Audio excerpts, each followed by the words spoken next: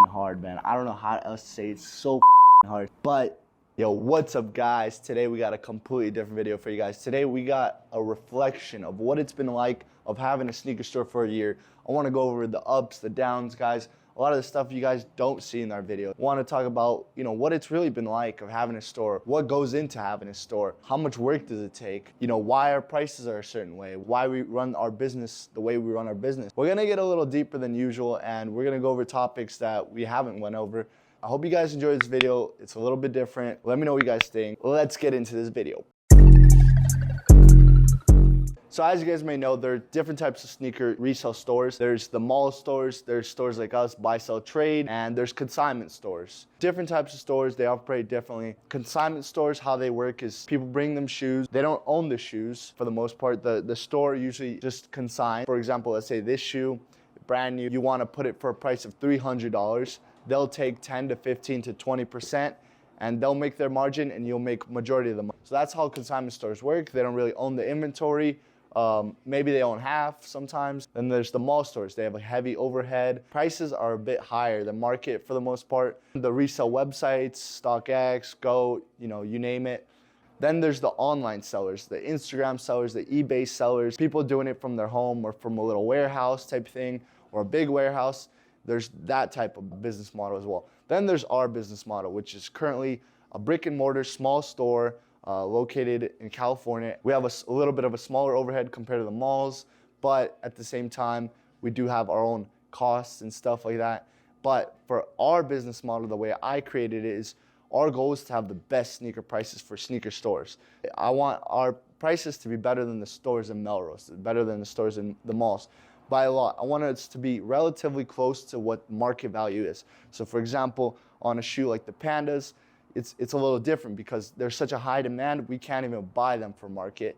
So on that one, we do have to have a little bit of higher price. For example, for a shoe like Jordan 1 Taxis, right now they're going for about 200, we'll have them for like 210. If you paid on StockX with the fees, it'll probably be like 230 or something like that. So we have a price where it's cheaper than what you would pay in a third party, a very competitive price. Kind of how we operate, we do used too, and we have great deals on used, guys. We'll have half of market value, just really good prices on our used stuff. We have tons of steals, tons of shoes under $100. I'd say not many stores out here have. And we try to throw steals, we try to give away free shoes, we try to do events, we try to do sales. We really try to help out our community. That's at least what I think. Those who shop with us, you guys can give your perspective. So a lot of times, guys, we have shoes, for example, like this. Jordan 11 Cherry, we have them for $280, markets, let's say $240. It's about that. So, why is our price the way our price is? We bought this shoe for, let's say, $220. Why is our price that? Well, guys, we have a lot of things we have to pay. First off, rent. Second off, electricity and water. Third off, I have employees. I have a team now of 3 people that we have to pay. Next off, insurance, having money to buy more inventory.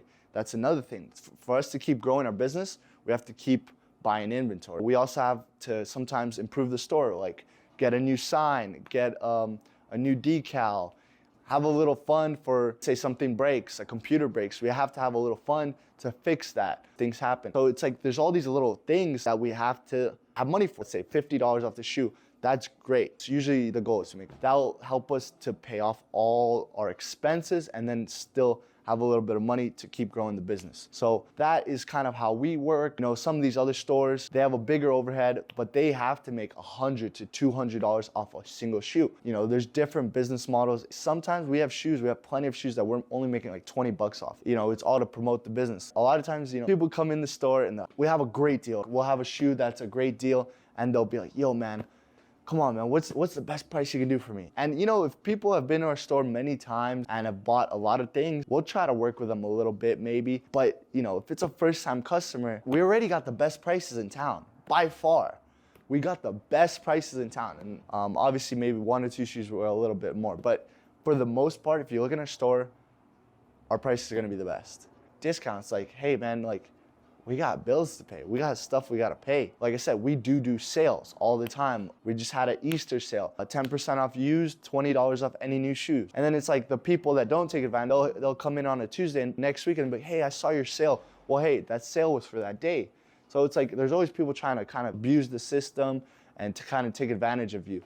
Unfortunate, but it's a lot of people. They don't really care about your business. So a lot of times, guys, people ask us like, what do you do day to day? Like, are you just sitting there in the desk waiting for people to come in and sell shoes? Nah, like there's so much that goes into running a shop, guys. So much. There's always something to do. So much to do, guys.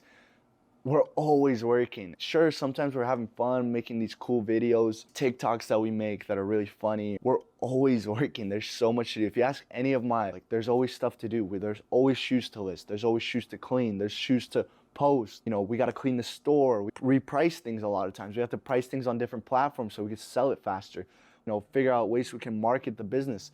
There's always stuff to do, guys. You know, there's customers to help. We have days that are super busy, that customers in the store 24/7. We have, you know, help them out, do trades, buyouts, sell them shoes. And then there's days that it's a little bit more empty or it's a slower day. Even on the slow days, there's so much to do. We have to post new inventory, clean shoes, something that a lot of people didn't expect. You know, our store is open from 12 to 7, but I'm working all the time, especially as a business owner. I'm working 24/7, answering DMs, emails, making sure things are correct, answering other platform messages. And a lot of times, you know, I have to come early or I have to stay late for another hour, 2 hours to finish things, to edit videos, there's so much other things that go into this business that, you know, a lot of people think, oh, you just open up a store, buy some cool shoes, price them, and then just wait people to come in. No, like you have to really market yourself. Like we do so much marketing, guys. We post on TikTok, Facebook, YouTube, Instagram. We're working on other platforms as well. Staying consistent on all these platforms. You know, the biggest thing I've learned is staying consistent. It's so hard, but it's so important, you know, to post every single day, to drop videos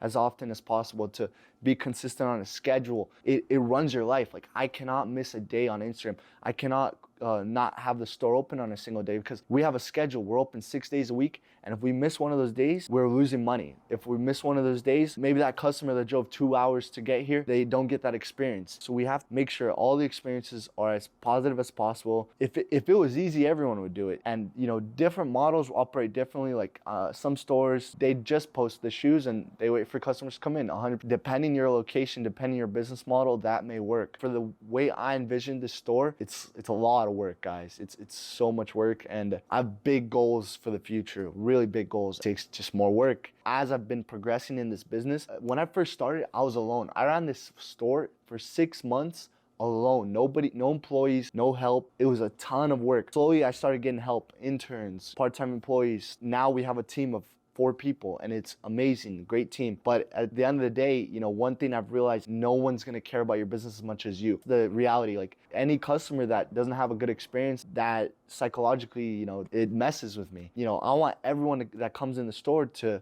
have some kind of good experience. You know, whether it is we just ask them how their day's going or we sell them some shoes and it makes their day. For me, it's all about that, having some kind of positive influence on people's lives. I've met so many amazing people through having this business. My favorite thing about having this business is the people I've met. I've met some amazing people, some really smart people, some really successful people that, you know, motivated me. Like today I met this guy, he said he used to weigh 300 pounds. He's lost over 100 pounds in a couple years. And that was just like amazing. Life over shoes, guys, all day. Life over shoes. Shoes mean nothing. At the end of the day, shoes are just shoes. You know, the relationships, friendships that I've made, so thankful for that. Overall, guys, you know, would I change anything?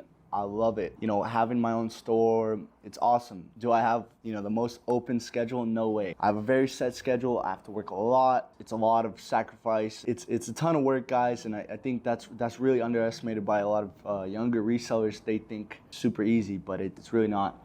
There's a lot of stuff that goes behind the scenes people don't see. The waking up early, the stress, guys, the stress, man. No one talks about the stress, but the stress of having your own business, it's like nothing else, man. Like the countless sleepless nights, so much that's gone into it, especially for me because I started this from nothing. You know, those who have followed the journey from the beginning, you guys know. You know, we started out selling beaters from Craigslist ads, buying, you know, lots of 10 shoes for $10 each and trying to make $5-10 a pair type stuff. You know, like that's how I started to where I'm now. You know, very grateful for where I'm at and for everyone that supported us. Being a high achiever, I have very high goals. And personally, I'm an overthinker. It's tough, you know, it's really tough at times.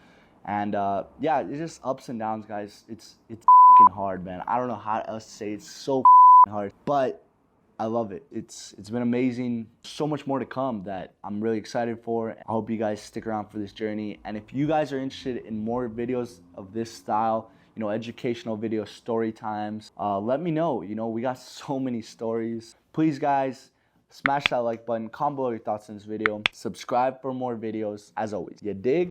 You dig, you dig, you dig, you dig, you dig. Subscribe, subscribe, subscribe, subscribe.